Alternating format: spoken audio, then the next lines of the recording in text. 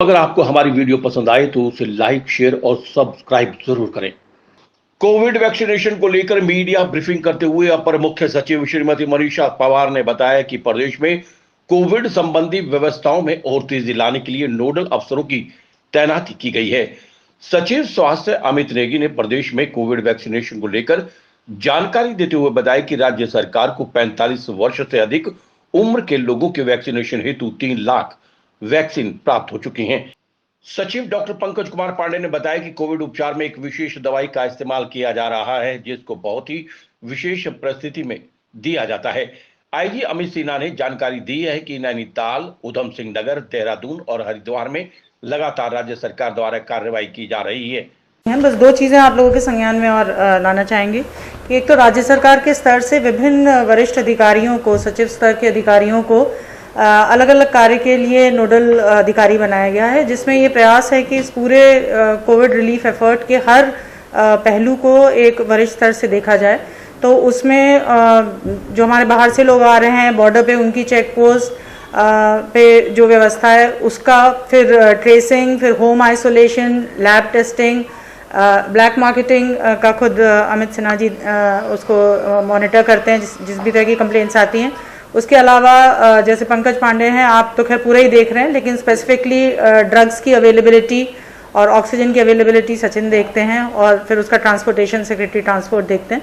तो ये हम लोग निरंतर हम लोगों के इसमें इंटरेक्शन चलता है और हम लोग जो समस्याएं आ रही हैं उनका समाधान कर पाएँ और उसको मेरे स्तर से भी कोऑर्डिनेट किया जाता है। दूसरी एक महत्वपूर्ण चीज़ ये है, क्योंकि इस वक्त ये एक अनप्रेसिडेंटेड सिचुएशन है, तो हम लोग जो गवर्नमेंट के अपने फंड्स हैं उसके साथ साथ उसको सप्लीमेंट करने के लिए एक वृहद स्तर पे हम लोगों ने CSR और जो इस वक्त सभी लोग सहयोग के लिए आगे आ रहे हैं उसके लिए भी हम लोगों ने एक ऑर्गेनाइज तरीके से उसमें नीरज खैरवाल उसको जो CSR के नोडल ऑफिसर हैं राज्य सरकार स्तर पे, वो उसको देख रहे हैं, जिसमें हम लोगों ने विभिन्न बिजनेस हाउसेस को रीच आउट किया है। विभिन्न तरह की फाउंडेशंस हैं जो बहुत सक्रिय हैं इस वक्त मदद देने में, और उसके अलावा बहुत सारे इंडिविजुअल्स भी हैं जो इस पूरे एफर्ट के लिए कंट्रीब्यूट कर रहे हैं। और इसमें हम लोग CM रिलीफ फंड के साथ साथ जो इस वक्त सबसे इम्पॉर्टेंट हम लोगों की जो शॉर्टेजेस हैं, जो मेडिकल इक्विपमेंट जो हमें रोज़ चाहिए,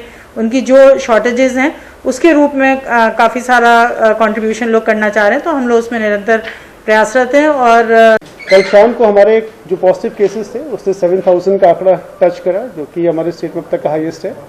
एक्टिव केसेस हमारे करीब 56,600 से ऊपर हो चुके हैं।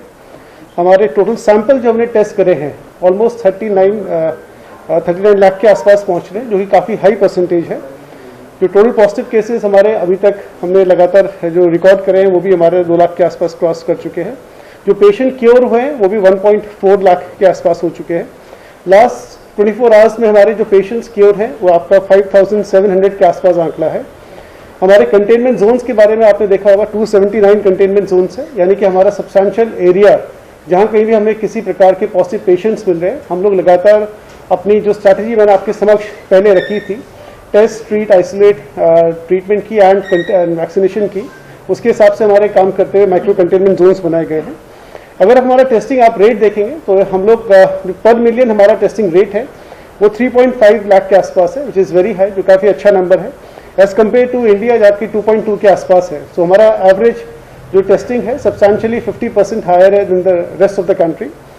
अगर हमारा पॉजिटिविटी रेट देखेंगे तो हमारा 5.2% है और इंडिया पॉजिटिविटी रेट अराउंड 7% है। तो ओवरऑल हमारा पॉजिटिविटी रेट अभी कम है अक्रॉस पूरे भारतवर्ष से, लेकिन 5.2 भी काफ़ी ज़्यादा है। हमारा प्रयास है कि लेके आए, इसमें हिस्टोरिकल फिगर भी है। ऑफ लेट तो आप देख रहे होंगे पॉजिटिविटी रेट्स काफ़ी हाई हैं। सो डिपार्टमेंट का ये प्रयास है कि सब्सटैंशियल टेस्टिंग के माध्यम से हम लोग अपने पॉजिटिविटी रेट को नीचे लेके आए।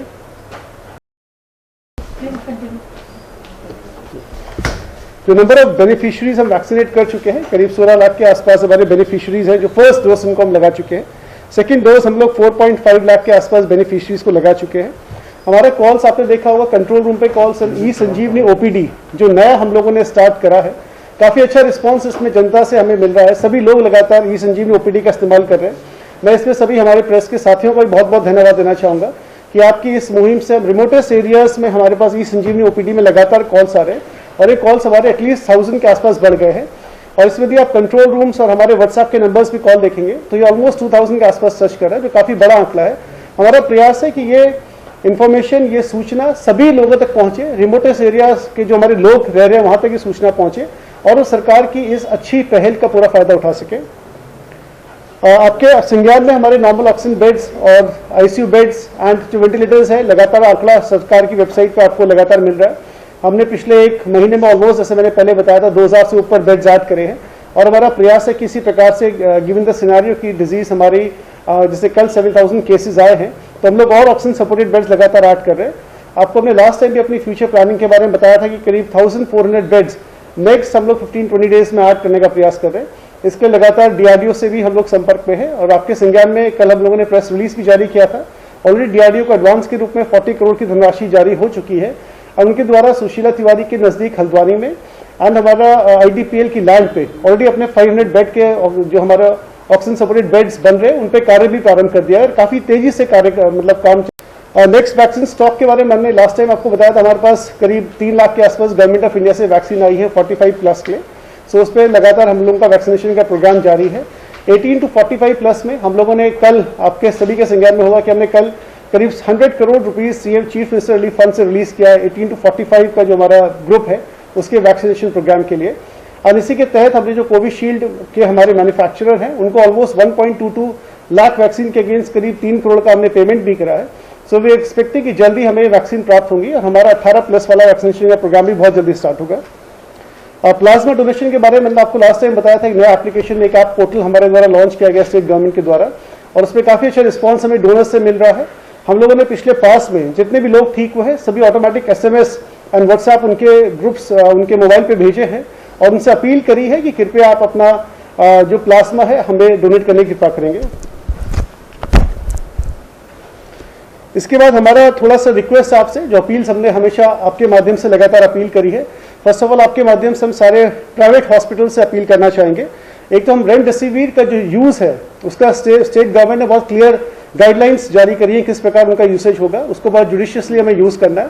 तो हमारा ये अनुरोध है कि लगातार रेमडेसिविर की सप्लाई को सुनिश्चित करने के लिए हमारे senior officer mister Sachin Kurve और मिस्टर राजेश लगातार प्रयास कर रहे हैं, लेकिन आपका भी इसमें हमें हेल्प चाहिए होगा।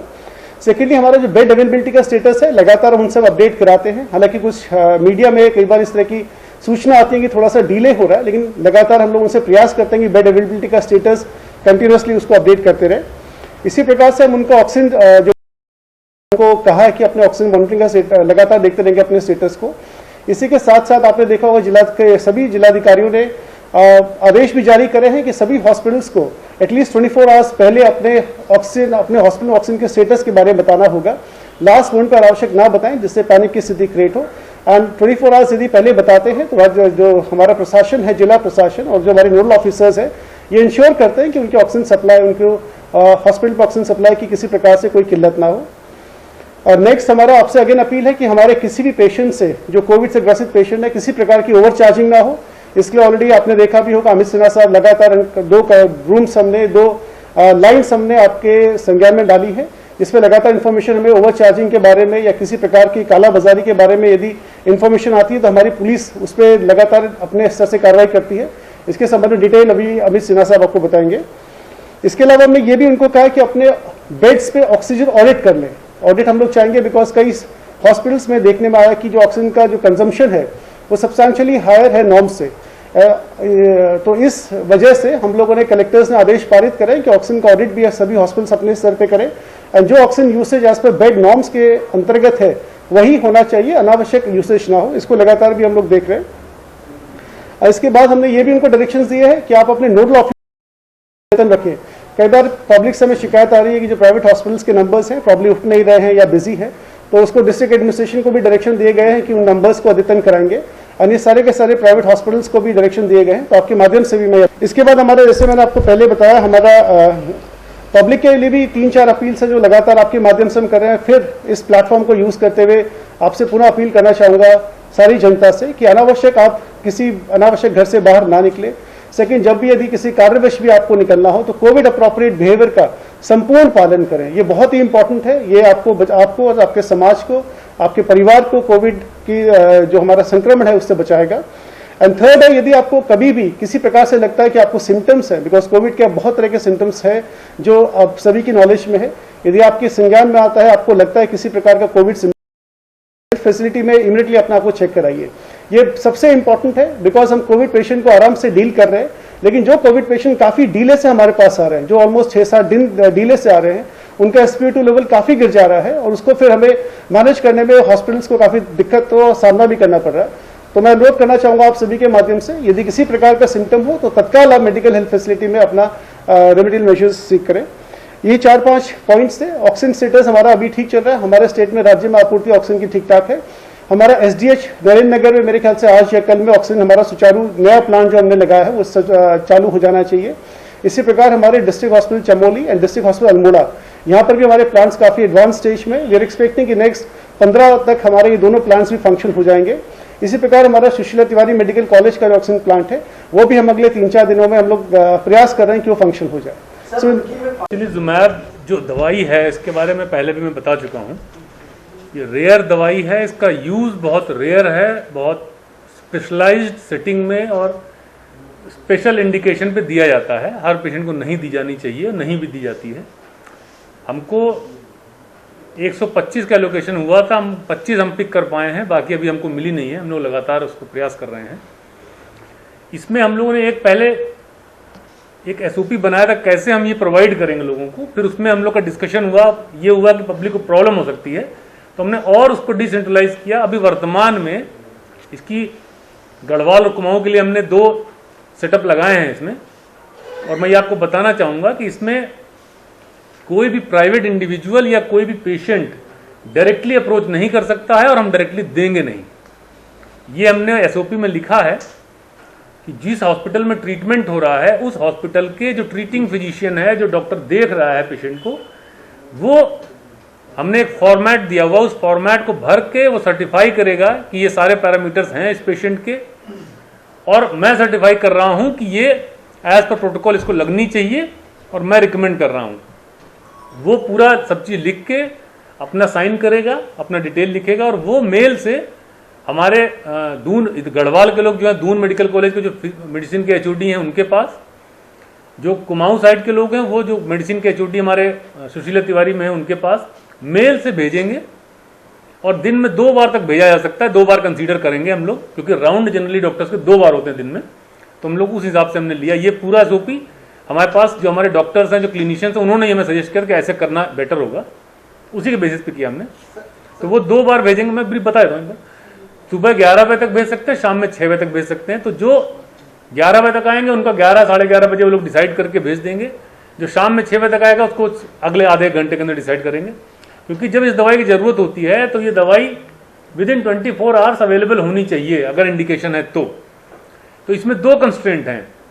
एक तो सारी फैसिलिटी होनी चाहिए, उस पेशेंट का सारा पैरामीटर चेक किया जाना चाहिए, पेशेंट उस लायक होना चाहिए कि उसको दवाई दें जिससे खतरा नहीं बढ़े। दूसरा अवेलेबिलिटी होनी चाहिए। तो अवेलेबिलिटी में जैसे 25 थी तो काफ़ी दवाइयाँ जो हैं कल और आज में काफ़ी दवाइयाँ डिस्ट्रीब्यूट हुई हैं, जहाँ जहाँ रिक्वायरमेंट थी वहाँ दिया गया है। फिर वो जब डॉक्टर जो HOD मेडिसिन है वो देखेंगे, अगर वो उनको लगता है कि हाँ ठीक है पैरामीटर, तो वो कंफर्म करेंगे उसको, और वो रिकमेंडेशन हमारे जो 2 नोडल ऑफिसर बनाए गए जिनके पास दवाइयाँ हैं जो देंगे अपने हाथ से दवाइयाँ, वो उनको मेल से भेज देंगे। फ़ोन नंबर भी हैं उसमें दोनों के, वो भेज देंगे, वहाँ दवाई ली जा सकती है। ये सारा काम 1 घंटे का है, 1 घंटे में काम हो जाएगा। तो डेली दिन में 2 बार ये किया जा सकता है। और जो भी हॉस्पिटल इसमें दवाई लिख रहा है उस जगह हॉस्पिटल से उतना पैसा, जो दवाई का पैसा, वो क्रेडिट करना पड़ेगा। अकाउंट नंबर और बाकी डिटेल भी मैंने दिए हैं उसके अंदर फॉर्मेट में। कल मैंने मीडिया में भी भेजा था कि इसको पब्लिश कर दिया जाए। नंबर ऑफ अवेलेबिलिटी क्या है? देखिए ये मूविंग नंबर होता है, ये हम एग्जैक्ट नहीं बता सकते आपको। जैसे 25 हमको मिला तो मैंने आपको बताया। कल जो है शाम में जब हम लोग डिस्कशन कर रहे थे तब तक 6 दवाइयों की डिमांड आ चुकी थी। रात में जब हम लोग बात कर रहे थे, हमारा VC हम लोग की चल रही थी जिलों के साथ, तो 7 की डिमांड आ चुकी थी। 7 नेचुरली चले गए होंगे, कुछ आज गए होंगे। तो रात में हम 6 बजे के बाद जब फाइनल हो जाए तब फिगर बता सकते हैं। बट मेरा कहना यही है कि हमने प्रोसेस बता दिया है, उसी प्रोसेस के थ्रू ही दवाई मिलेगी, कोई और तरीका नहीं है दवाई मिलने का। दूसरा, मैं ये भी सबको रिक्वेस्ट करना चाहूँगा कि किसी भी अस्पताल के किसी भी डॉक्टर के लिखने पे वो दवाई नहीं मिल सकती है। उस डॉक्टर हॉस्पिटल में ये फैसिलिटी होनी चाहिए कि उस जो पेशेंट के लिए दवाई लिख रहे हैं उस पेशेंट को वो क्या उतना क्लोजली ऑब्जर्व कर पाएंगे, उसके पैरामीटर्स वो मॉनिटर कर पाएंगे। अगर करने की क्षमता है तो अस्पताल में तभी वो दवाई दी जाएगी, नहीं तो नहीं दी जाएगी, क्योंकि उस दवाई के साइड इफेक्ट्स बहुत ज़्यादा हैं, बहुत सारे और कॉम्प्लिकेशन है साथ में, जिससे कि पेशेंट को कोविड से ज़्यादा खतरा हो सकता है। तो ये सब चीज़ देखना, जो हमारे टेक्निकल जो हमारे लोग हैं, HODs हैं दोनों तरफ के, वो ये सब चीज़ देखेंगे। मैं कुछ ये बता दूं कि हम लोग जब से धरपकड़ में, ऑल्दो मैं कहूँगा कि मास्क की घटना में तो काफ़ी कमी आई है, मास्क के चालान अब थोड़े कम हो रहे हैं, बिकॉज लोग अवेयर हो रहे हैं, मास्क काफ़ी पहन रहे हैं। हाँ, कालाबाजारी जरूर अभी कुछ लोग फिर भी कर रहे हैं, जैसे कि हम लोगों ने नैनीताल में एक मुकदमा कायम किया, वो रोटामीटर बेच रहा था, बहुत ही 7,000 रुपये के रेट पे बेच रहा था, और साथ में कई सारे उसके पास और भी रोटामीटर मिले जो कि बिना बिल के थे। साथ में ऑक्सीजन सिलेंडर मिलने की 3 जगह, उधम सिंह नगर, पटेल नगर यहाँ पे और हरिद्वार, 3 जगह ऑक्सीजन सिलेंडर मिलने की भी मुकदमे कायम हुए हैं। इस तरह से लगातार हमारे मुकदमे कायम हुए हैं। टोटल विगत 2 दिनों में हमारे 3 मुकदमे कायम हुए हैं, जिसमें कि 4 अभियुक्त पकड़े गए और करीब 60 से ऊपर ऑक्सीजन सिलेंडर बरामद हुए। तो हमारा यह प्रयास लगातार जारी है। आपके माध्यम से मैं फिर से अपील करूंगा, क्योंकि हमारे कॉल हो सकता है कि लोगों के पास शिकायतें हों, शायद वो कंट्रोल रूम में नहीं कर रहे, बिकॉज अभी भी मैं देख रहा हूं कि हमारे डायल 101 पे कंप्लेंट्स उतने नहीं आ रहे, शायद कोई झिझक है। मैं आपके माध्यम से फिर से अपील करना चाहूंगा, जहां पे भी फेक दवा की बात या जरूरत से ज्यादा कहीं ऑक्सीजन सिलेंडर की कहीं छुपाने की बात आ रही है, तो कृपया 112 पे डायल करें। हमारी अलग से टीम है। हमने इसके अलावा 94112780 नंबर भी जारी किया है, जिसपे 24 आवर्स लोग रहते हैं। आप आपके माध्यम से मैं सब कुछ से अपील करना चाहूंगा कि प्लीज कहीं भी कालाबाजारी की सूचना मिलती है, ऐसी कोई ओवर चार्जिंग की सूचना मिलती है, तो कृपया उस नंबर पर डालें। यथा हम कोशिश करेंगे अधिक से अधिक कि वहां पे भेजकर इमीडिएटली उसको चेक कराएं और उसमें जो भी अभियुक्त है उसको पकड़ें, जो गलत कर रहा है उसको अरेस्टिंग करें। अगर आपको हमारी वीडियो पसंद आए तो उसे लाइक, शेयर और सब्सक्राइब जरूर करें। PR खोज के लिए श्याम वशिष्ठ की रिपोर्ट।